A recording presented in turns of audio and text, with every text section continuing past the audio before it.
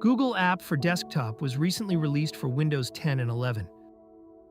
A floating Google search bar that can be brought up using a keyboard shortcut and displays quick search results, similar to Flow Launcher. It comes as an auto-installer just like Chrome. This account login prompt will show up. It will keep showing up every time it starts when using it without an account. For some reason, it didn't start the first time it was supposed to launch, so I had to retry.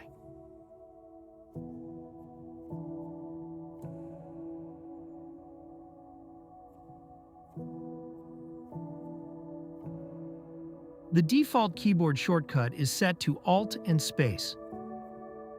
Type whatever you want, and it'll display results almost instantly. It only searches for apps and executable files or Google search results.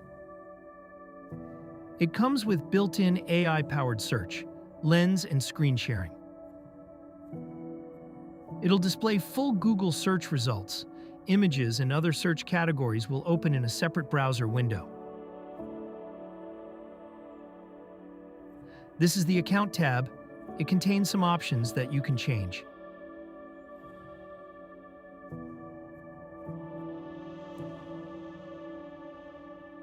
That's it for Google App for Desktop.